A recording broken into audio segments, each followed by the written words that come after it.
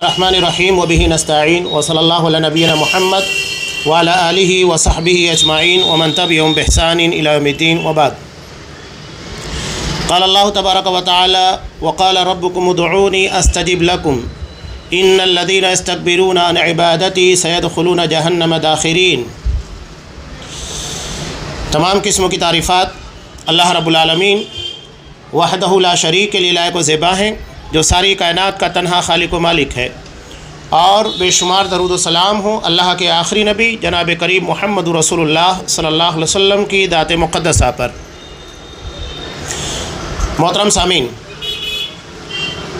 اس سے قبل کے درس میں جو ذیلی عنوان صاحب کتاب شیخ عبدالرزاق بن عبد المحسن البدر حفظ اللہ نے قائم کیا تھا، وہ یہ تھا کہ اللہ دعا قبول کرتا ہے۔ اب یہاں انہوں نے جو باب قائم کیا ہے کہ دعا کا قبول ہونا کچھ شرطوں کے پائے جانے اور کسی قسم کی رکاوٹ نہ ہونے پر موقوف ہے۔ ہر دعا اللہ قبول کرے لازم نہیں۔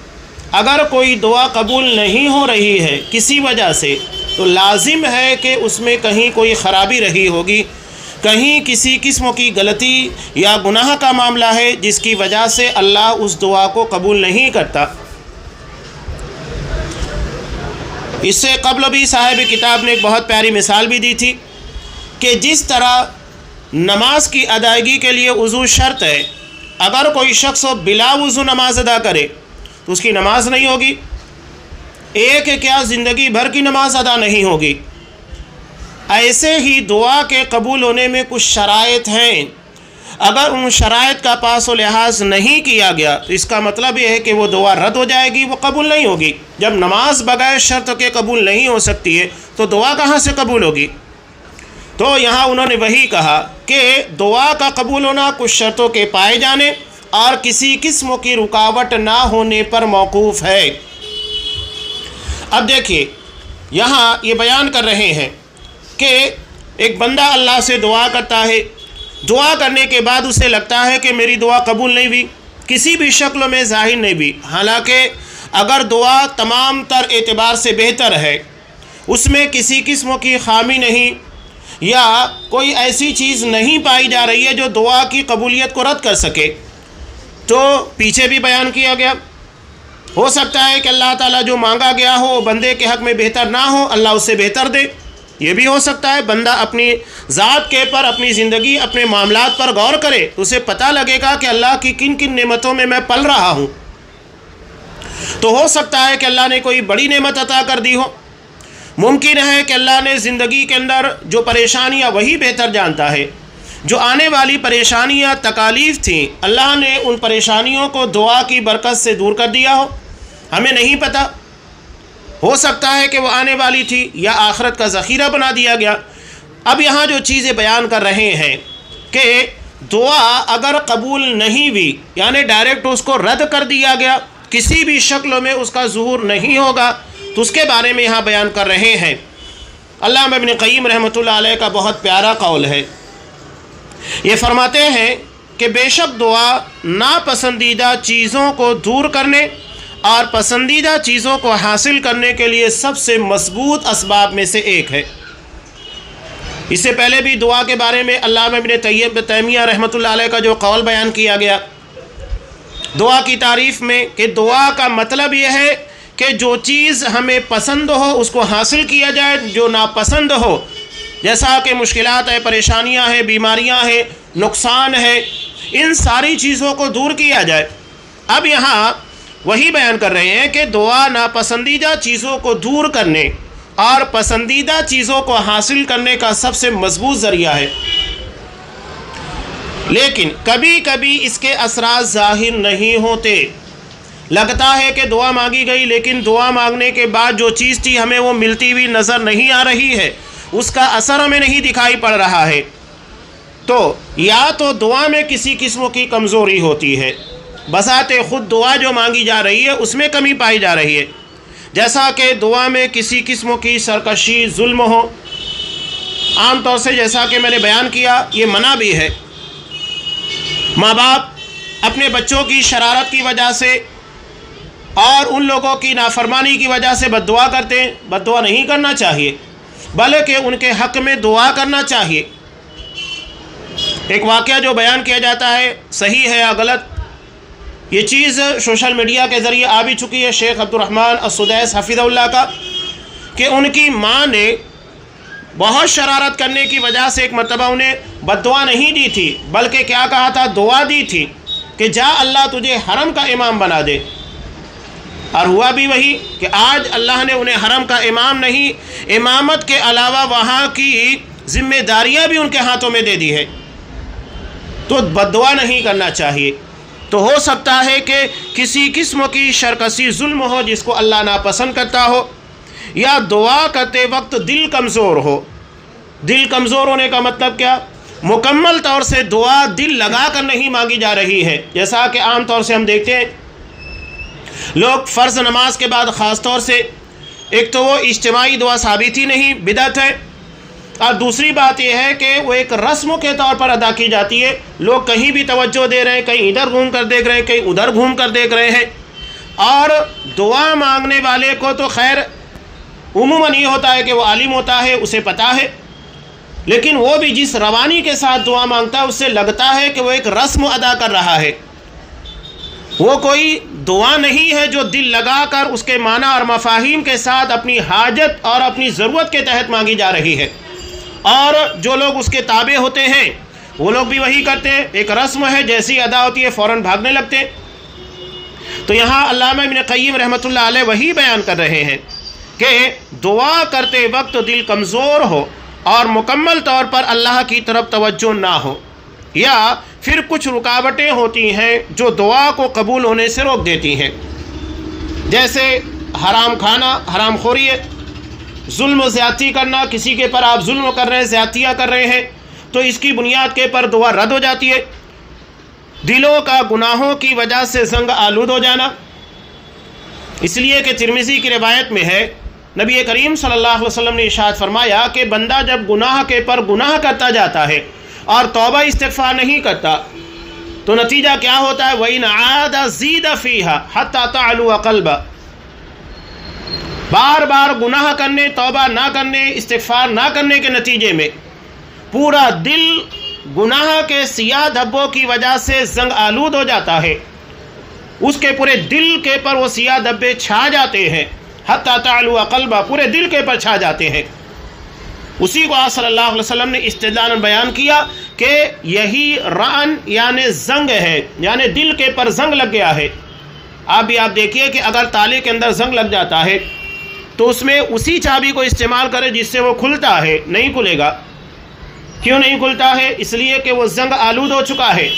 یہی معاملہ دل کا ہے کہ اگر یہ گناہوں کی وجہ سے زنگ آلود ہو گیا ہے تو پھر یہ دعاؤں کے راستے میں رکاوٹ بن جاتا ہے، اسے قبول نہیں ہونے دیتا۔ اور اس کے بعد دعا میں غفلت و سستی، جیسے دل لگا کر دعا مانگنا چاہیے وہ نہیں، غفلت اور سستی کا مطلب یہ کہ دعا جتنا دل لگا کر جب مانگنی چاہیے نہیں مانگی جا رہی ہے۔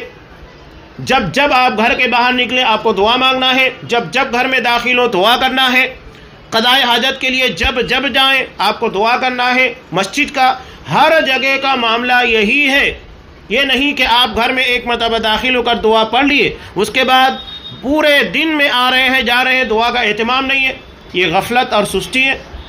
اور یہی معاملہ لیٹرین وغیرہ قضائے حاجت کا بھی ہے، جب آپ جائیں، جب مسجد میں جائیں آپ کو دعا کرنا ہوگا۔ خواہشات اور کھیل کود کا غالب ہونا، یہ بھی دعا کی قبولیت میں ایک بڑی رکاوٹ ہے کہ خواہشات اور کھیل کود یہ انسان کو غافل کرتا ہے اور دل جس طرح اللہ کی طرف متوجہ ہونا چاہیے ویسے نہیں ہو پاتا۔ اب یہاں انہوں نے بطور استدلال کے حدیث کو بھی پیش کیا۔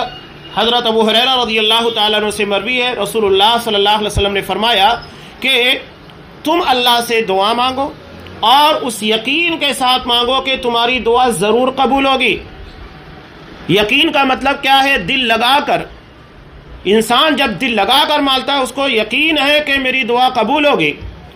اگر آپ کسی شخص کے پاس جائیں کسی بھی حاجت کے لیے، کام کے لیے، آپ کو یقین ہو کہ یہ کام میرا کر دے گا، تو آپ کیا کرتے ہیں؟ وہاں پر انتہائی فورسوں کے ساتھ اور یقین اعتماد کے ساتھ اپنی بات کو رکھتے ہیں. معلوم ہے کہ یہیں سے میرا مسئلہ حل ہوگا، یہی معاملہ بلکہ اس سے کہیں زیادہ اہم اللہ کی بارگاہ کا ہے. ہمارے تمام تر معاملات، تمام تر مسائل صرف اللہ کی بارگاہ میں حل ہوں گے. اگر آپ تاجر ہیں، آپ کی تجارت میں نقصان ہو رہا ہے تو آپ اللہ سے دعا کیجئے، اللہ آپ کے لیے بہتر نظم کرے گا، آپ کی طرف لوگوں کے دل پھیرے گا، کسٹمر گراہک آپ تک پہنچائے گا. اور اگر اس کے برخلاف ہو، وہی سارا کرتا ہے. یہاں تک کہ نبی کریم صلی اللہ علیہ وسلم کے پاس ایک مرتبہ صحابہ آئے اور انہوں نے کہا کہ اللہ کے رسول، قیمتیں بہت زیادہ، مہنگائی بہت زیادہ ہو رہی ہے. تو آپ صلی اللہ علیہ وسلم نے کیا کہا؟ جب صحابہ نے مطالبہ کیا کہ آپ قیمتوں کو طے کر دیجئے، تو اللہ کے رسول صلی اللہ علیہ وسلم نے کہا ان اللہ ہوا مسعر، اللہ ہی قیمتوں کو گھٹاتا بڑھاتا طے کرتا وہی ہے. اگر اللہ بہتر موسم بنا دے، بارش اچھی ہو، زمین کے اندر سادابی اچھی ہو، فصل اچھی پیدا ہوگی، تو نتیجہ کیا نکلتا ہے؟ وہی چیز جو کہ پہلے 100 روپے میں ملا کرتی ہے وہ 60 روپے 70 روپے کے آس پاس ملنا شروع ہو جاتی ہے. ماحول بن جاتے. آپ نے لاک ڈاؤن کے اندر دیکھا کہ پھل کتنے سستے تھے. ماحول اللہ بناتا ہے. آپ کو جو کہ انگور 80 روپے 100 روپے کلو میں ملتے ہیں، لاک ڈاؤن کے اندر آپ کو 30 روپے 40 روپے میں اویلیبل تھے، مہیا تھے. حالات کس نے پیدا کیے؟ اس کی قیمتوں کے بارے میں اللہ نے طے کیا. تو یہ اللہ طے کرتا ہے. حالات یہ بناتا ہے کہ کون سی چیزوں کی قیمت کیا طے ہوگی. اور اگر وہ بارش کم کر دے یا کسی چیز کی پیداوار کم کر دے تو نتیجہ کیا ہوتا ہے؟ نتیجہ یہ ہوتا ہے کہ اس کی قیمتیں بڑھ جاتی ہے.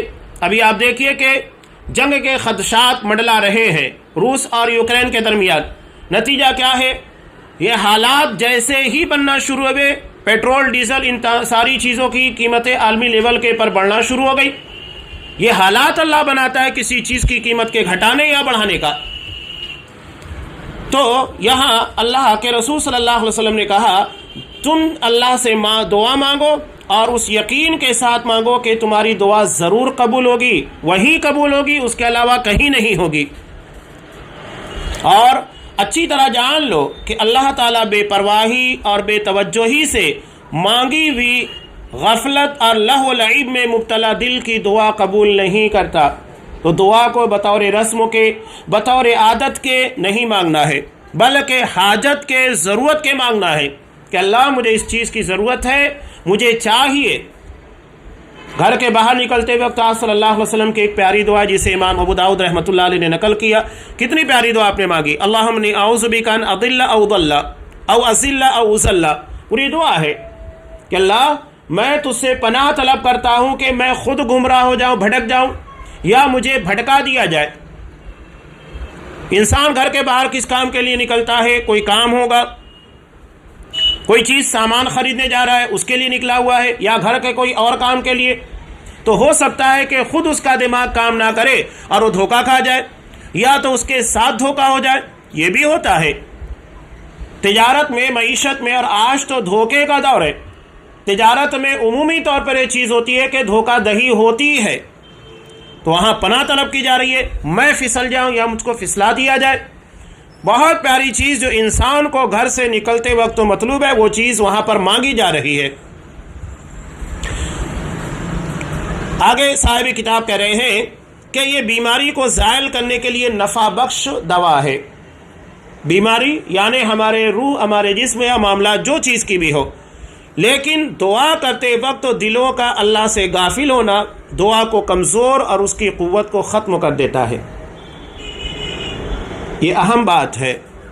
اسی طرح حرام کا کھانا بھی دعا کو قبول ہونے سے کمزور کر دیتا ہے. اب یہاں پر وہ مشہور روایت بیان کیے جو کہ مسلم کی ہے. نبی کریم صلی اللہ علیہ وسلم نے ارشاد فرمایا ایھا الناس ان اللہ طیب لا يقبل الا طیبا. لوگو، اللہ پاکیزہ ہے اور وہ صرف پاکیزہ چیزوں کو ہی قبول کرتا ہے. اللہ طیب ہے، پاکیزہ ہے، پاک و صاف ہے، تو صرف پاک و صاف چیزوں کو ہی قبول کرتا ہے. وَإِنَّ اللَّهَ أَمَرَ الْمُؤْمِنِينَ بِمَا أَمَرَ بِهِ الْمُرْسَلِينَ. اللہ نے مومنوں کو اسی بات کا حکم دیا جس بات کا حکم اس نے رسولوں کو دیا ہے. اب دو آیتیں آپ صلی اللہ علیہ وسلم نے یہاں پر پیش کی. پہلے سورہ مومنون کی، جس میں اللہ نے تمام رسولوں کو حکم دیا یا ایھا الرسل کلوا من الطیبات واعملوا صالحا انی بما تعملون علیم، کہ اے میرے رسولو پاکیزہ حلال چیزوں کو کھاؤ اور عمل صالح کرو. اللہ نے پہلے کیا کہا کہ حلال چیزیں کھاؤ، اس کے بعد عمل صالح، یعنی عمل صالح کی قبولیت کی بنیاد عقل حلال کے پر رکھی گئی ہے، پاکیزہ چیزوں کے استعمال کرنے پر. طیب میں دونوں چیزیں ہیں. پاکیزگی میں یعنی ہماری کمائی حلال ہو، اس میں کہیں کسی قسم کی حرام چیزوں کو شامل نہ کیا گیا ہو، کسی طریقے سے ہماری کمائی حرام کے دائرے میں نہ آتی ہو، یہ بھی ضروری ہے. کہیں سود بیاج، دھوکہ دہی یا کوئی اور ناجائز طریقہ جس کو شریعت اسلامیہ نے منع کیا، اس طریقے سے کمائی نہ کی گئی ہو. اور دوسری بات یہ ہے کہ اس حلال کمائی کے ذریعے حلال چیزوں کو ہی استعمال کیا جائے. ایسا نہیں ہے کہ آپ نے بڑی محنت کے ساتھ خون پسینہ بہا کر پیسے کمائے ہیں اور اس سے آپ جا کر شراب خرید لیں، آپ اس سے پوڑی خرید لیں، نشہ آور چیزوں کو استعمال کریں، بیڑی ہے، سگریٹ ہے یا دیگر حرام چیزیں یا صحت کو نقصان دینے والی، یہ بھی غلط ہے. اب یہاں ایک اور مسئلہ آتا ہے. طیب کے دائرے میں حلال چیزوں کا صحت کے لیے نفع بخش ہونا بھی ضروری ہے. کھانا آپ نے بالکل حلال خریدا ہے، کمائی حلال کی ہے، اور اس کے بعد آپ نے جس چیز کو خریدا ہے، گوشت ہے، سبزیاں ہیں، پھل ہے، وہ بھی حلال ہے. لیکن یہ ہوتا ہے کہ ایک دن، 2 دن یا کچھ مدت کے گزرنے کے بعد وہ صحت کے لیے مضر ہو جاتا ہے، نقصان دہ ہوتا ہے. اب اگر آپ نے اس کو استعمال کیا تو صحت کو نقصان ہوگا، تو اب وہ چیز آپ کے لیے طیب نہیں ہے، وہ پاکیزہ نہیں ہے، صحت کو نقصان پہنچائے گی. پتہ ہے کہ یہ چیز نقصان دہ ہے، اس کے بعد بھی آپ استعمال کریں اور آپ بیمار پڑ جائیں تو یہ بیوقوفی ہے. قرآن نے طیب لفظ استعمال کر کے ساری چیزوں کو پاک و صاف قرار دیا. میں ایک حکایت اکثر نقل کرتا ہوں. فارسی کی کتاب حکایت لطیف میں ایک شخص حکیم کے پاس گیا. وہاں جانے کے بعد اس نے اپنے پیٹ کے درد کی شکایت کی. حکیم صاحب نے پوچھا کہ تم نے کھانا کیا کھایا ہے؟ تو اس نے کہا کہ کچھ روٹیاں تھی جو باسی تھی اور جلی ہوئی تھی، انہیں میں نے استعمال کیا. تو کہا کہ ٹھیک ہے، پہلے تمہاری آنکھوں کا علاج ہوگا. تو وہ کہنے لگا میری آنکھ میں کوئی تکلیف نہیں ہے، میں تو پیٹ کا درد آپ کے سامنے لے کر آیا ہوں. تو حکیم نے کہا کہ اگر تیری آنکھیں صحیح ہوتی تو تجھے پتا ہے کہ یہ روٹیاں جلی ہے، باسی ہے، اسے کیوں کھاتا؟ اسی کے کھانے کی وجہ سے پیٹ میں تکلیف ہوئی ہے. تو جب اللہ نے ہم کو آنکھیں دی ہے، سمجھ عطا کیا ہے کہ کون سی چیز صحت کے لیے مضر ہے، نقصان دہ ہے، فائدہ مند ہے، اس کے بعد بھی اگر ہم تمیز نہ کریں تو ہماری بے وقوفی ہے. تو اللہ نے کہا کلوا من الطیبات، پاکیزہ چیزیں استعمال کرنا ہے، جس کی کمائی حلال کی ہو، چیزیں حلال ہو، صحت کے لیے مفید ہو، نقصان دہ نہ ہو. وَاعْمَلُوا صَالِحًا، اور نیک عمل کرو. انی بما تعملون علیم، میں تمہارے تمام تر اعمال کے بارے میں خبر رکھتا ہوں. قرآن نے بہت پیاری بات کہی. یہ تو ظاہری چیز تھی کہ آپ کی کمائی حلال، کھانا حلال، چیزیں صحت کے لیے مفید ہے، اس کے بعد تم عمل کر رہے ہو جو آج صلی اللہ علیہ وسلم کی سنت کے مطابق ہے. لیکن میں تمہارے عمل کو جانتا ہوں کا مطلب یہ کہ تمہارے دل میں کیا چل رہا ہے وہ میں جانتا ہوں. تو اپنی نیت کے پر بھی توجہ دینا ہے، ورنہ اگر ظاہری اعتبار سے تمام چیزیں صحیح ہیں لیکن نیت کے اندر خرابی پائی جاتی ہے تو ہمارے عمل اللہ کے ہاں قبول نہیں ہوں گے. اور یہی معاملہ دعا کا بھی ہے. ظاہری اعتبار سے تمام چیزیں لیکن دل کے اندر غفلت، لاپرواہی، بے توجہی یہ پایا جا رہا ہے تو پھر ہماری دعا اللہ کے ہاں قبول نہیں ہوگی. تو اپنے دل کے بارے میں، نیت کے بارے میں بھی توجہ دینا ضروری ہے، جو بنیاد ہے. اسی لیے امام بخاری رحمۃ اللہ علیہ نے سب سے پہلی روایت جو نقل کی وہ یہی ہے، انما الاعمال بالنیات، تمام تر اعمال صالحہ کا دار و مدار نیتوں پر ہے. نیت اگر صحیح نہیں ہوگی تو اللہ کے یہاں پر کوئی معاملہ بننے والا نہیں. نبی کریم صلی اللہ علیہ وسلم نے اس لیے ارشاد فرمایا، مجھے دجال سے زیادہ تم لوگوں کے پر کس بات کا خوف ہے؟ الشرک الخفی، چھپا ہوا شرک، یعنی جو ظاہر نہیں ہوتا. اگر کوئی شخص جا کر مزار کے سامنے سجدہ کرے دکھائی دے رہا ہے، اگر وہ کسی بت کی پوجا کر رہا ہے، کھلا ہوا شرک لوگوں کی نظر میں آ رہا ہے، لیکن ایک آدمی کا شرک چھپا ہوا ہے، شرک خفی ہے جو اس کے ارادوں میں، اس کی نیتوں میں ہے۔ اللہ کے رسول نے کہا کہ وہ یہ ہے کہ بندہ نماز پڑھتا ہے، نماز پڑھتے ہوئے وہ اپنی نماز کو بہتر بناتا ہے، کس لیے؟ اللہ کے لیے نہیں، بلکہ وہ دیکھتا ہے کہ لوگ مجھے دیکھ رہے ہیں، تو اس بنیاد کے اوپر اپنی نماز کو بہتر سے بہتر پڑھتا ہے کہ لوگ میری نماز کی تعریف کریں، یا اپنے دل میں سوچے کہ میں کتنا اچھا نماز پڑھتا ہوں۔ سوچئے کہ اللہ کی عبادت میں شرک گھس جاتا ہے۔ اس بارے میں اللہ کے رسول نے کہا کہ مجھے دجال سے زیادہ خوف ہے، اس لیے کہ دجال آئے گا تو جو لوگ موجود ہوں گے انہی لوگوں کے لیے فتنہ بنے گا، وہ ہمارے لیے فتنہ نہیں ہے، اس لیے کہ ابھی وہ آیا نہیں ہے۔ جب آئے گا تو اسی زمانے کے اور موجود لوگوں کے لیے فتنہ ہوگا، لیکن شرک خفی تو ہر زمانے کے لوگوں کے لیے خطرہ ہے، اس لیے کہا کہ مجھے دجال سے زیادہ خوف ہے۔ اللہ نے وہی بات یہاں کہی، میں تمہارے عمل کو جانتا ہوں، یعنی اس کے اندر نیت میں اخلاص ہے نہیں ہے، ریاکاری ہے کیا ہے، میں سب جانتا ہوں۔ تو ظاہر کو بھی صحیح رکھنا ہے، باطن کو بھی صحیح رکھنا ہے۔ اس کے بعد یہاں پر ایک آیت اور نبی کریم صلی اللہ علیہ وسلم نے نقل کی، یہاں خطاب کن سے تھا؟ رسولوں سے تھا۔ اب اگلی آیت جو سورہ بقرہ کی ہے اس میں خطاب اہل ایمان سے ہے، کہا یا ایھا الذین آمنوا کلوا من طیبات ما رزقناکم واشکروا للہ ان کنتم ایاہ تعبدون، کہ اے ایمان والو، ہم نے جو تمہیں پاکیزہ روزیاں عطا کی ہیں اس میں سے کھاؤ، اللہ کا شکر ادا کرو اگر تم اللہ کی عبادت کرنا چاہتے ہو۔ یعنی عبادت عقل حلال کے پر ہے۔ یہاں صلی اللہ علیہ وسلم نے کیا کہا تھا؟ اللہ نے مومنوں کو اسی بات کا حکم دیا ہے جس بات کا حکم اس نے رسولوں کو دیا، تو یہاں بتا دیا پہلے رسولوں کو حکم دیا گیا پاکیزہ چیزیں استعمال کرنے اور عمل صالح کرنے کا، وہی حکم اللہ نے تمام مومنوں کو دیا کہ تم بھی اگر اللہ کا شکر، اس کی عبادت کرنا چاہتے ہو تو اپنی غذا کو، اپنی کمائی کو بہتر بناؤ، طیب کے دائرے میں رکھو، اسے پاکیزہ رکھو، کسی طریقے سے وہ حرام کے دائرے میں نہ جائے۔ اس کے بعد آج صلی اللہ علیہ وسلم نے تذکرہ کیا بطور تمثیل کے، بطور مثال کے، ثم ذکر الرجل یطیل السفر، ایک ایسے آدمی کا تذکرہ کیا جو لمبا سفر طے کرتا ہے۔ اب یہ مثال ہمارے لیے بھی ہے، اور خاص طور سے جب یہ آپ بیان کر رہے تھے اس وقت یہ زیادہ اہمیت رکھ رہی تھی مثال، اس لیے کہ اس وقت تو لوگ اونٹ کے پر سواری کیا کرتے تھے، گھوڑوں پر سواری کیا کرتے تھے، صحرا تھا، سفر کرتے وقت تو اونٹ کے ہچکولے لینے کی وجہ سے جسم تھکا ہوا ہوتا تھا، اور باہر صحرا کی جو گرمی ہے، دھول ہے، وہ انہیں ظاہری طور سے پریشان کرتی تھی، دونوں اعتبار سے تھکتے تھے۔ اس کے بعد اللہ کے رسول نے خود کہا اشعث اکبر، وہ پراگندہ حال ہے، دھول میں اٹا ہوا ہے، اس کی حالت بالکل گری ہوئی ہے، ایسی حالت میں یمد یدیہ الی السماء، وہ اپنے ہاتھوں کو اللہ کی طرف، آسمان کی طرف پھیلاتا ہے اور کہتا ہے یا ربی یا ربی، اے میرے پروردگار، اے میرے پروردگار۔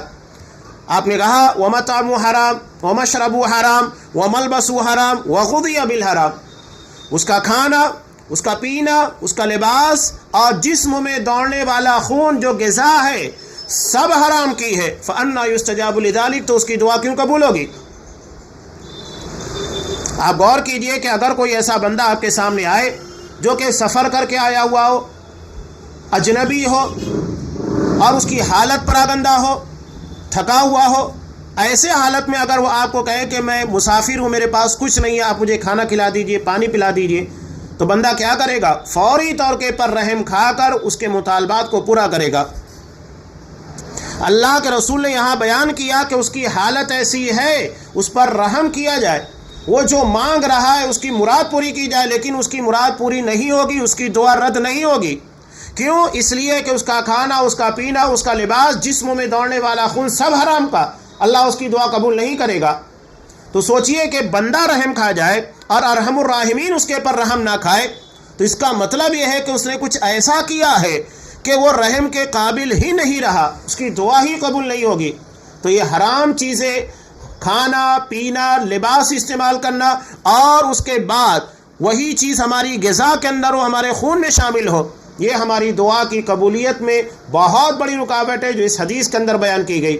ایسی قابل رحم حالت میں بھی اللہ دعا قبول نہیں کرتا، حالانکہ وہ ارحم الراحمین ہے، سب سے زیادہ رحم کرنے والا، اور وہ خود کہتا ہے کہ مجھ سے دعا مانگو میں تمہاری دعا قبول کروں گا، اس کے بعد وہ دعا نہیں قبول کر رہا ہے، تو اس کا مطلب یہ ہے کہ بندہ جس حرام چیز کو استعمال کیا ہے وہ اللہ کے یہاں پر انتہائی ناپسندیدہ اور سخت منع ہے۔ آگے صاحب کتاب بیان کرتے ہیں کہ ان دلیلوں میں یہ احادیث بھی ہے، جیسا کہ آگے انہوں نے صحیحین کی روایت کو بیان کیا۔ حضرت ابو ہریرہ رضی اللہ تعالیٰ عنہ سے مروی، نبی کریم صلی اللہ علیہ وسلم نے ارشاد فرمایا، یستجاب لأحدکم ما لم یعجل، اللہ تمہارے میں کسی شخص کی دعا جو وہ کر رہا ہے اس کو قبول کرتا ہے جب تک کہ وہ جلدی نہ کرے، گھائی نہ مچائے۔ وہ کیا کہتا ہے گھائی مچاتے ہوئے، جلد بازی کرتے ہوئے؟ وہ کہتا ہے دعوت فلم یستجب لی، کہ میں نے تو دعا کی لیکن میرے دعا قبول ہی نہیں ہوئی۔ اکثر لوگ کہتے ہیں یہ بات، حدیث کے اندر جو چیز بیان کی گئی ہے وہ برحق ہے، اور یہ چیز مشاہدے میں آتی بھی ہے۔ دعا کرنے والا دعا کرتا ہے 1 مرتبہ، 2 مرتبہ، 3 مرتبہ، جتنی مرتبہ کرے، اس کے بعد وہ شکایت کرتا ہے یار دعا مانگ رہا ہوں لیکن کچھ سمجھ میں نہیں آ رہا ہے۔ تو یہ جلد بازی کرنا مناسب نہیں ہے، یہ دعا کی قبولیت میں رکاوٹ ہے۔ آپ دعا مانگ رہے ہیں، کسی ہوٹل میں یا کسی دکان کے پر جا کر آرڈر نہیں دے رہے ہیں کہ مجھے یہ چیز چاہیے دو، میں تمہیں یہ پے کر رہا ہوں۔ دعا اللہ سے مانگی جا رہی ہے بغیر کسی عوض کے۔ ایسا نہیں ہے کہ اللہ کے پاس آپ کچھ لے کر گئے اور اس کی بنیاد پر کہہ رہے ہیں کہ اس کے بدلے میں مجھے یہ چیز چاہیے، نہیں، آپ تو بغیر کسی عوض کے، بغیر کسی بدلے کے اللہ سے دعا مانگ رہے ہیں، اور وہ بھی ایسی چیزیں جس کا ہم تصور نہیں کر سکتے، سب وہی عطا کرتا ہے۔ تو جلد بازی دعا کی قبولیت میں رکاوٹ بنتی ہے، جلد بازی سے اپنے آپ کو بچانا چاہیے۔ آگے ایک اور روایت کی ہے جو دعا کی قبولیت میں رکاوٹ کا سبب بنتی ہے۔ نبی کریم صلی اللہ علیہ وسلم نے ارشاد فرمایا کہ لا یزال یستجاب للعبد ما لم یدع بإثم، کہ ہمیشہ بندے کی دعا قبول ہوتی ہے جب تک کہ وہ گناہ یا رشتہ توڑنے کی دعا نہ کرے اور جلدی نہ کرے۔ 2 چیزیں آپ صلی اللہ علیہ وسلم نے بیان کی، اس سے پہلے بھی یہ چیزیں گزر چکی ہیں کہ اگر وہ کسی گناہ کے بارے میں اللہ سے دعا مانگ رہا ہے، کوئی بھی گناہ ہو، چاہے وہ تجارتی معاملات ہو یا عام معاملات زندگی کا،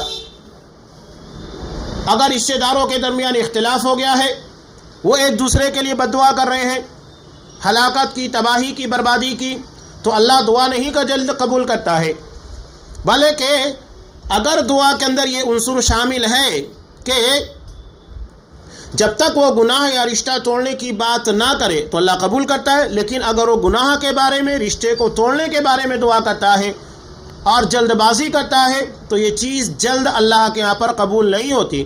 اللہ کے رسول نے کہا، لوگوں نے کہا یا رسول اللہ جلدی کا کیا معنی ہے؟ تو آپ نے فرمایا یوں کہے کہ میں نے دعا کی، میں سمجھتا ہوں کہ وہ قبول ہو، پھر نا امید ہو جائے اور دعا چھوڑ دیں۔ دعا مانگتے رہنا چاہیے، چھوڑنا نہیں چاہیے۔ ہمیں لگتا ہے بظاہر کہ ہاں ہماری دعا قبول نہیں ہو رہی ہے، جس چیز کا مطالبہ اللہ سے کر رہے ہیں ہم نے 1 نہیں 100 مرتبہ بلکہ اس سے کہیں زیادہ کیا، اس کے بعد بھی ہمارے مطالبات کو پورا ہوتا نظر نہیں آ رہا ہے، تب بھی دعا چھوڑنا نہیں ہے، مانگتے رہنا ہے، اس لیے کہ کوئی نہ کوئی فائدہ وہ لے کر آئے گی۔ علامہ ابن قیم رحمۃ اللہ علیہ بہت پیاری مثال دیتے ہیں، بہت پیاری مثال ہے۔ جو لوگ دعا کے بارے میں جلد بازی کرتے ہیں اور سمجھتے ہیں کہ ہماری دعا کیوں نہیں قبول ہو رہی ہے، یہ مثال دے رہے ہیں کہ ایسے لوگ جو دعا کرنے کے بعد جلد سے جلد اس کے اثرات کو یا اس کے قبولیت کے فرمان کو چاہتے ہیں، لگتا ہے کہ فوری طور پر میری یہ دعا قبول ہونا چاہیے، اس کے بارے میں کہہ رہے ہیں یہ اس شخص کی طرح ہے جو کوئی بیج بوتا ہے یا کوئی پودا لگاتا ہے، اس کی حفاظت کرتا ہے، اسے پانی دیتا ہے، اور جب وہ پودے کے مکمل اور بڑے ہونے کی جلدی توقع کرنے لگتا ہے تو اس کو چھوڑ دیتا ہے۔ آپ نے اگر گیہوں لگایا، چاول لگائی یا کسی پھل کا درخت لگایا، تو ایسا نہیں ہے کہ آپ نے لگایا 1 مہینے 2 مہینے کے اندر وہ درخت تیار ہو جائے، فصل تیار ہو جائے اور فوری طور پر وہ چیز مل جائے۔ گیہوں کے لیے، چاول کے لیے 3 مہینہ 4 مہینہ اپنی ایک مدت ہے، جب وہ مدت پوری ہوگی آپ کو یقیناً وہ چیز ملے گی، محنت کرنے کے بعد ضائع نہیں ہوگی۔ اگر کوئی شخص گیہوں لگانے کے بعد سوچے کہ 1 مہینے میں اس کی فصل تیار ہو گئی ہے تو گیہوں بھی مجھے ابھی ملنا چاہیے، نہیں ملے تو چھوڑ دے، تو نتیجہ کیا ہوگا؟ جتنا بڑا پودا بنا ہوا ہے وہ بھی سوکھ جائے گا، ختم ہو جائے گا، اس لیے کہ اب اس کو نہ پانی دیا جا رہا ہے اور نہ ہی اس کا خیال رکھا جا رہا ہے۔ لیکن اگر وہ تھوڑی سی محنت اور کرے گا، پانی دے گا، دیکھ بھال کرے گا، وقت جیسے ہی آئے گا یقیناً اسے اناج کی شکل کے اندر بہترین فصل ملنے والی ہے۔ تو گھائی نہیں کرنا ہے۔ جو لوگ یہ سمجھتے ہیں کہ ابھی پودا لگایا، کچھ دنوں میں بڑا ہوا، ہرا بھرا ہوا اور فوری طور کے پر ہمیں وہ اناج دینے لگے یا پھل دینے لگے، ایسا نہیں ہوتا ہے۔ بلکہ آم جیسے درختوں کے بارے میں مشہور ہے کہ یہ 3 سال لگا دیتا ہے پھل کے دینے میں، 5 سال تک لگتا ہے، لیکن جب وہ دینا شروع کرتا ہے تو پھر وہ زندگی بھر دیتے رہتا ہے۔ تو دعا کا معاملہ بھی یہی ہے، اور اس پیچھے بہت ساری باتیں گزر بھی چکی ہیں کہ اگر واقعتاً وہ چیز فوری طور کے پر ہمارے لیے مناسب ہے، اللہ فوراً دے دے گا۔ اس کی الگ الگ شکلیں ہیں جو اللہ کے لیے اللہ بہتر جانتا ہے، وہ علیم ہے، وہ حکیم ہے۔ ایک بہت پیاری بات یہاں پر صاحب کتاب نے نقل کی ہے کہ اللہ کا فرمان ہے وَلَوِ اتَّبَعَ الْحَقُّ أَهْوَاءَهُمْ لَفَسَدَتِ السَّمَاوَاتُ وَالْأَرْضُ وَمَنْ فِيهِنَّ، کہ اگر حق ان کی خواہشوں کے پیچھے چلنے لگے تو یقیناً زمین و آسمان اور ان کے درمیان کی ہر چیز درہم برہم ہو جائے۔ حق ہماری اتباع نہیں کرے گا، یعنی جو سچائیاں ہیں، جو حقیقتیں ہیں، ہمیں اس کی پیروی کرنا ہوگا۔ یہ بات یاد رکھیے گا، قرآن مجید کی آیت کو لا کر بیان کیا گیا ہے۔ ہو سکتا ہے کہ جو چیز بندہ مانگ رہا ہو اس کے حق میں بہتر ہو، اس کو لگتا ہے، لیکن وہ چیز دوسروں کے لیے مضر ہو جائے۔ میں نے مثال بھی دی، آپ اللہ سے مال و دولت مانگ رہے ہیں، اپنی تجارت میں برکت مانگ رہے ہیں، ہو سکتا ہے کہ اللہ نے جتنا آپ کو دیا وہ ضرورت پوری ہو رہی ہے، لیکن آپ مزید برکت کی دعا کر رہے ہیں، اللہ آپ کو مزید نواز دے، تو نتیجہ کیا ہوگا؟ آپ کے اندر تکبر پیدا ہو سکتا ہے، آپ اپنے سے کمزور لوگوں کو حقیر سمجھنے لگ سکتے ہیں، جو آپ سے چھوٹے بیپاری ہیں، آپ سے چھوٹے لوگ ہیں۔ یا یہ بھی ہو سکتا ہے کہ کوئی شخص آپ کی ان نعمتوں کو دیکھنے کے بعد حسد کرے اور اس کے بعد آپ کے خلاف کوئی سازش رچے، وہ آپ کے لیے مسئلہ بن جائے۔ یا آپ اپنے رشتہ داروں کے درمیان اپنی مالداری کی وجہ سے معتوب بن جائے، ہو سکتا ہے کوئی نہ کوئی وجہ بن جاتی ہے۔ تو اللہ بہتر جانتا ہے کہ یہ چیز آپ کے لیے مناسب ہے یا نہیں۔ اگر ہر کسی کو اس کی خواہشوں کے مطابق دے دیا جاتا تو نتیجہ کیا ہوتا؟ آج دنیا میں نہ کوئی غریب ہوتا، نہ آزمائش ہوتی۔ ہر کوئی تو اللہ سے مانگتا ہے کہ اللہ مجھے دنیا نواز دے، مال و دولت کی دعا مانگتا ہے، اولاد کی دعا مانگتا ہے، ہر چیز کی مانگتا ہے، لیکن اللہ نے بطور امتحان کے اتنا ہی دیا ہے جتنا کہ ہماری ضرورت اور دنیاوی زندگی کی کامرانی کے لیے کافی تھا۔ تو دعا مانگنا اس کا مطلب یہ نہیں کہ ہم کو لگ رہا ہے کہ جو مانگ رہے ہیں وہ نہیں مل رہا ہے تو چھوڑنا ہے، منع ہے، مانگتے رہنا چاہیے۔ اللہ یقیناً اس سے بہتر دے گا یا اتنی پریشانیاں دور کرے گا، ورنہ آخرت میں تو یہ چیزیں ہمارے لیے ذخیرہ آخرت بنے گی انشاءاللہ۔ یہاں ایک اور آیت انہوں نے پیش کی ہے، بہت پیاری چیز، انسانی حقیقت کو بیان کرتی ہے۔ اللہ فرماتا ہے وَيَدْعُ الْإِنسَانُ بِالشَّرِّ دُعَاءُ بِالْخَيْرِ وَكَانَ الْإِنسَانُ عَجُولًا، کہ انسان برائی کی دعا کرتا ہے اپنے بھلائی کی دعا کرنے کی طرح، کسی کو ہلاک کرنے، برباد کرنے، تباہ کرنے، اس طرح کی دعائیں، اور انسان ہمیشہ سے بہت جلد باز رہا ہے، جلد بازی کرتا ہے کہ میں نے جو مانگا وہ مل جانا چاہیے، اور پیچھے چیزیں گزری بھی ہے۔ اب یہاں صاحب کتاب نے جو ذیلی عنوان قائم کیا ہے کہ دعا کی قبولیت کے 4 اسباب ہیں۔ اگر یہ 4 سبب پائے جا رہے ہیں تو اس کا مطلب یہ ہے کہ اللہ کے یہاں پر ہماری دعا قبول ہوگی۔ اور یہاں پر انہوں نے اسی روایت کو بیان کیا جو پیچھے گزر چکی ہے کہ اللہ پاک ہے، پاکیزہ ہے، پاکیزہ چیزوں کو قبول کرتا ہے، اور آج صلی اللہ علیہ وسلم نے ایک شخص کی مثال بیان کی، اسی کے ضمن میں یہاں پر یہ باتیں بیان کر رہے ہیں۔ سب سے پہلے اس حدیث کے ضمن میں یہ حضرت وہب بن منبہ رحمہ اللہ کا فرمان نقل کرتے ہیں۔ ان کا قول ہے کہ وہ کہتے ہیں کہ جس کو اس بات کی خوشی ہو کہ اس کی دعا قبول ہو تو اسے پاکیزہ اور حلال غذا کھانا چاہیے۔ یہ دعا کی قبولیت کے لیے ضروری ہے۔ اگر ہماری غذا حلال ہے، کمائی حلال ہے، تو یقیناً ہماری دعا قبول ہوگی انشاءاللہ۔ اور جب حضرت سعد بن ابی وقاص رضی اللہ تعالیٰ عنہ سے سوال کیا گیا کہ اللہ کے رسول کے صحابہ میں سے آپ کی دعا قبول ہوتی تھی، آپ کی دعا قبول ہوتی ہے، تو انہوں نے جواب دیا، دیکھیے بہت پیارا جواب ہے جو یہاں پر حضرت وہب بن منبہ رحمہ اللہ نقل کر رہے ہیں۔ وہ کہتے ہیں کہ میں نے اپنے منہ میں کوئی نوالا نہیں ڈالا مگر میں یہ جانتا ہوں کہ میں نے اسے کہاں سے کمایا ہے اور وہ میرے پاس کہاں سے آیا ہے۔ ایک یہ ہوتا ہے کہ آپ نے کمایا، آپ کو پتہ ہے کہ آپ کی کمائی حلال ہے یا حرام ہے، اور دوسرا یہ ہوتا ہے کہ ہو سکتا ہے کہ کوئی دوسرا شخص آپ کو کچھ ہدیہ دے دے، دعوت دے دے، وہ بھی ضروری ہے۔ تو دونوں چیزیں ضروری ہے، آپ اپنی کمائی کو حلال بنائیے، اور جو شخص آپ کو کھلائے بطور گفٹ کے، ہدیے کے، دعوت کے، جس کے یہاں پر آپ دعوت کے لیے جا رہے ہیں، وہ بھی ضروری ہے جاننا کہ اس کی کمائی حلال کی ہے کہ نہیں ہے۔ یہ بہت اہم چیز ہے۔ لیکن یہاں ضمناً میں ایک بات کو بیان کروں، مثال کے طور پہ ہمارے پڑوس میں ایک شخص رہتا ہے، ہمیں پتہ ہے کہ وہ شراب کا کام کر رہا ہے، سودی کاروبار ہے، جو بھی ہے جو حرام چیزوں میں بالکل واضح ہے۔ اب اس نے ہمیں دعوت دی، چاہے اس کے یہاں شادی ہو یا اس نے کسی اور مناسبت سے ہم کو دعوت دی ہو۔ اب وہاں پر ہم بہادری دکھائیں، نہیں ہم تمہارے دعوت کے لیے نہیں آئیں گے، بائیکاٹ کر دیا جائے، ہو سکتا ہے کہ وہ چڑ کر اپنے اس حرام عمل کو نہ ترک کرے۔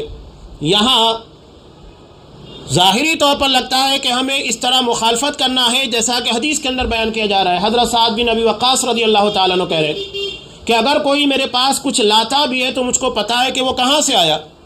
یہاں ضمناً ایک حکمت کے تقاضے کو جاننا ضروری ہے، حجت کا پورا کرنا بھی ضروری ہوتا ہے کہ آپ اپنے پڑوسی کے سامنے حجت کو پورا کریں، اس کی اصلاح کی کوشش کریں۔ آپ نے کبھی اس کو سمجھایا نہیں، اس کو بولا ہی نہیں، اسے منع ہی نہیں کیا، بس یہاں پر بہادری دکھانے آ گئے، نہیں مجھے حرام نہیں چلتا ہے۔ صحیح ہے، حرام کسی کو نہیں چلتا ہے، ایسا نہیں ہے کسی شخص کو نہیں چلتا ہے، کسی کو حرام نہیں چلتا، لیکن وہاں بہادری دکھانا مقصود کہ میں بہت پارسا ہوں، بلکہ وہاں اصلاح ضروری ہے۔ آپ اس کی اصلاح کیجئے کہ شریعت کے دائرے میں چیز نہیں آتی، اس کو کہیے کہ نہیں مجھے تمہاری دعوت کھانا ہے لیکن آپ وہ کھلاؤ جو شرعی اعتبار سے میرے لیے بہتر ہو۔ انکار نہیں، مجھے کھانا ہے لیکن وہ چیز کھلاؤ جو میرے لیے بہتر ہو۔ میں تمہاری دعوت سے انکار نہیں کرتا، تمہاری حرام کمائی یہ میرے لیے مسئلہ ہے، مسئلے کو بیان کرنا ہے، اس کی بے عزتی کرنا، اسے ذلیل کرنا، شریعت اس بات کی اجازت نہیں دیتی ہے۔ اور اگر آپ یہ نہیں کر سکتے تو کوئی بھی خوبصورت بہانے کے ذریعے آپ وہاں سے ہٹ جائیں تاکہ اس کی بے عزتی اور ذلت نہ ہو، اور کوئی موقع کی تلاش میں رہ کر آپ اسے بہتر طریقے سے سمجھائیں، یہ ضروری ہے۔ آگے یہ بیان کرتے ہیں، اب یہاں 4 اسباب ہیں جو کسی بھی دعا کی قبولیت کے بنیادی سببوں میں سے ہیں۔ پہلا سبب یہ ہے لمبا سفر۔ ایسے تو صرف سفر کرنا دعا کے قبول ہونے کو واجب کرتا ہے، اس لیے کہ حدیث کے اندر بیان کیا گیا، جیسا کہ انہوں نے حدیث بھی یہاں پر نقل کی ہے، حضرت ابو ہریرہ رضی اللہ تعالیٰ عنہ سے مروی ہے، رسول اللہ صلی اللہ علیہ وسلم نے ارشاد فرمایا، 3 دعوات مستجابات، 3 لوگوں کی دعائیں اللہ کے یہاں پر قبول ہوتی ہیں، لا شک فیہن، ان کی دعا میں کوئی شک نہیں، یقیناً ان کی دعا قبول ہوتی ہے۔ پہلی ہے دعوت الوالد، والد کی دعا کس کے لیے؟ اپنے بچوں کے لیے، بیوی کے لیے، اپنے گھر والوں کے لیے۔ نمبر 2 دعوت المسافر، جو مسافر شخص ہے حالت سفر میں ہے وہ دعا کرے۔ اور تیسری ہے دعوت المظلوم، جس کے پر ظلم کیا جائے اللہ اس کی دعا کو قبول کرتا ہے۔ اور آپ صلی اللہ علیہ وسلم نے دوسری جگہ ارشاد فرمایا، واتقی دعوت المظلوم، مظلوم کی بد دعا سے بچو، فإنہ لیس بینہ وبین اللہ حجاب، اس لیے کہ اللہ اور اس کے درمیان، اس کی دعا کے درمیان کوئی رکاوٹ نہیں ہوتی ہے، وہ فوراً اللہ کے یہاں پر قبول ہوتی ہے مظلوم کے بارے میں، اس لیے کہ اللہ کو یہ چیز قطعاً پسند نہیں ہے کسی کے پر ظلم کیا جائے، زیادتی کی جائے۔ تو یہ پہلا سبب ہے سفر، لمبا سفر کرنے کی وجہ سے دعا کے قبولیت کے آثار بڑھ جاتے ہیں۔ اور دوسرا ہے تواضع، خاکساری اختیار کرنا، دعا کے اندر تواضع ہونا چاہیے، نرمی ہونا چاہیے، مانگنے کا انداز۔ آپ کے سامنے بھی کچھ لوگ جو بھیکاری ہوتے ہیں جسے ہم فقیر کہتے ہیں، آ کر مانگتے ہیں، آپ نے دیکھا ہوگا اگر واقعتاً ضرورت مند ہے، پیشہ ور نہیں، اگر واقعتاً ضرورت مند ہے تو اس کے مانگنے میں جھجک بھی ہوتی ہے، مانگتے وقت آواز پست ہوتی ہے، لہجہ بھی انتہائی نرم ہوتا ہے۔ وہی چیز ہے یہاں تو انسان انسانوں سے مانگتا ہے، ہم اللہ کے سامنے مانگ رہے ہیں، تو تواضع اور خاکساری کا ہونا ضروری ہے۔ جھک جانا، فقر و محتاجی کا اظہار کرنا، یہ دعا کی قبولیت کے اسباب میں سے ایک بڑا سبب ہے۔ جیسا کہ نبی کریم صلی اللہ علیہ وسلم نے ارشاد فرمایا کہ رب اشعث مدفوع بالابواب لو اقسم علی اللہ لابر، کہ کئی لوگ ایسے ہیں جن پر غبار پڑا ہوا ہے، پریشان حالت میں ہیں، دروازوں پر سے دھکیلے جاتے ہیں، یعنی ان کو ٹھکرا دیا جاتا ہے، لیکن اگر وہ اللہ تعالیٰ کے بھروسے پر قسم کھا بیٹھے تو اللہ تعالیٰ ان کی قسم پوری کرے۔ بہت مشہور روایت ہے۔ یعنی انسان کبھی یہ ہوتا ہے کہ کسی مانگنے والے کو جو حقیقت میں تواضع و خاکساری کے ساتھ کسی کے گھر پر جا کر مانگتا ہے، انسان اسے ٹھکرا دے گا، لیکن اگر وہ اللہ کے نام پر قسم کھا بیٹھے تو اللہ کے یہاں پر وہ اتنا قابل رحم ہے، اللہ اس کی قسم پوری کرے گا، جو بھی وہ کہے گا وہ چیز پوری ہو کر رہے گی۔ تو تواضع، خاکساری دعا کی قبولیت کے آثار میں سے ایک اہم سبب ہے۔ یہاں پر ایک اور روایت کو انہوں نے نقل کیا، حضرت عبداللہ ابن عباس رضی اللہ تعالیٰ عنہما سے نبی کریم صلی اللہ علیہ وسلم کی نماز استسقاء، پانی کے لیے جب قحط سالی پڑ جائے، بارش نہ ہو، اس کے لیے جو دعا کی جاتی ہے، نماز پڑھی جاتی ہے، اس کے بارے میں سوال تھا۔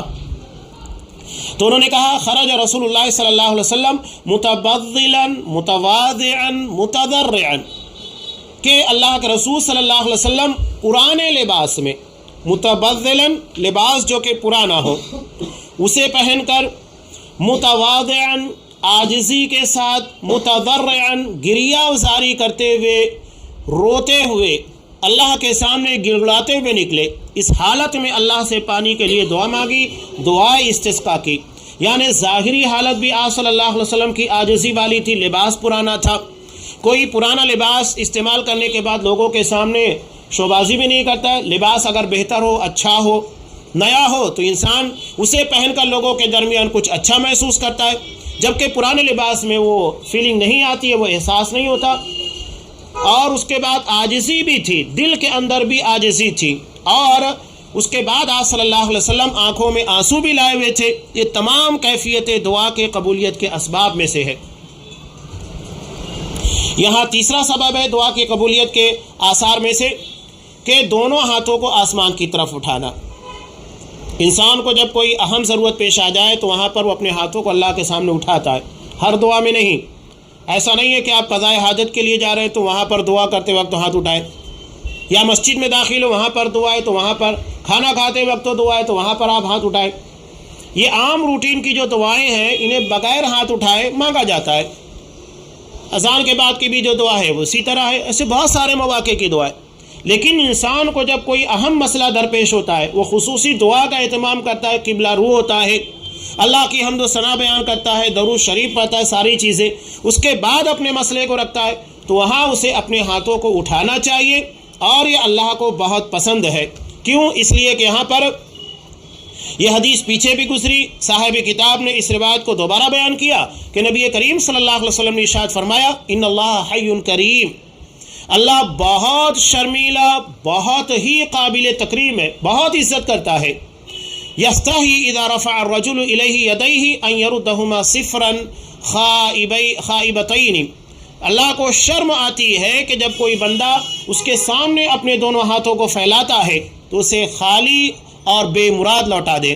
اللہ کو یہ چیز پسند نہیں ہے، یعنی ہاتھوں کو اٹھانا یہ اللہ کے یہاں پر دعا کے قبول ہونے کے اسباب میں سے ایک بڑا سبب ہے۔ اور یہاں چوتھا سبب ہے اللہ سے بار بار اصرار کرنا۔ ایسا نہیں ہے کہ آپ نے ایک مرتبہ، دو مرتبہ، تین مرتبہ دعا مانگی چھوڑ دیا، جیسا کہ پیچھے بیان کیا گیا کہ بندہ دعا مانگتے رہتا ہے، اس کو لگتا نہیں ہے کہ میری دعا قبول ہو رہی ہے تو چھوڑ دیتا ہے۔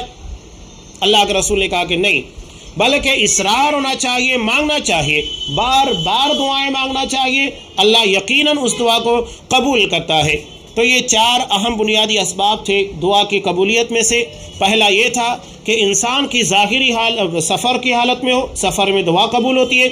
دوسری بات یہ ہے کہ اس کی حالت تواضع اور خاکساری والی ہو، جیسا کہ آپ صلی اللہ علیہ وسلم استسقاء کے لیے نکلتے وقت اختیار کیا۔ تیسرا سبب اپنے ہاتھوں کو اٹھانا ہے۔ چوتھا ہے بار بار مسلسل اللہ سے دعا کرنا ہے۔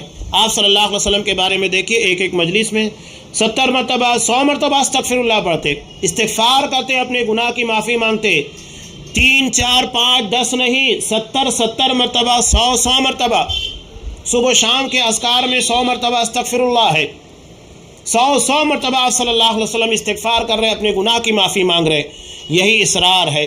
حضرت عبداللہ بن مسعود رضی اللہ تعالیٰ عنہ کہتے ہیں کہ آپ صلی اللہ علیہ وسلم ایک مرتبہ نماز تہجد میں یہی آیت بار بار پڑھتے رہے، ان تعذبہم فانہم عبادک وان تغفر لہم فانک انت العزیز الحکیم، کہ پروردگار اگر تو اپنے بندوں کو عذاب دے گا، سزا دے گا، وہ تیرے بندے ہیں، کوئی اور نہیں ہے، اور اگر تو نے معاف کر دے، بخش دے، تو یقیناً تو عزیز ہے، غالب ہے اور حکمت والا ہے۔ یعنی تیری حکمت اس بات کا تقاضا کرتی ہے کہ انہیں معاف کرنا چاہیے تو یقیناً تو معاف کرے گا، بلا وجہ کسی کو معاف نہیں کرے گا۔ پوری رات تہجد میں آپ صلی اللہ علیہ وسلم اسی آیت کو پڑھتے رہے، تو یہی اصرار ہوتا ہے، مسلسل مانگتے رہنا ہے، مانگتے ہوئے تھکنا نہیں ہے۔ اور آگے بہت ساری چیزیں آداب دعا میں آئے گی بھی کہ آپ صلی اللہ علیہ وسلم کوئی اہم دعا ہوتی تو آپ ایک نہیں 3 مرتبہ مانگا کرتے تھے، تو 3 مرتبہ کم سے کم آپ دعا کو مانگیے، اصرار ہونا چاہیے، یہ دعا کی قبولیت کے آثار کو بڑھا دیتا ہے۔ انشاءاللہ جو دعا کے تعلق سے مزید احکامات ہیں، مسائل ہیں، ان چیزوں کو آئندہ دروس میں بیان کیا جائے گا۔ اللہ تبارک و تعالی ہمیں ان اسباب سے بچنے کی توفیق دے جو ہماری دعا کی قبولیت میں رکاوٹ بنتے ہیں، اور ایسے اسباب کو اختیار کرنے کی توفیق دے جو ہماری دعا کی قبولیت کو آثار کو بڑھا دیتے ہیں، ہماری دعاؤں کے اندر اثر پیدا کرے، ان تمام اسباب اور ان تمام چیزوں کا اہتمام کرنے کی توفیق دے جو ہماری دعاؤں کی قبولیت کی وجہ بنتے ہیں۔ آمین۔ وآخر دعوانا ان الحمد للہ رب العالمین۔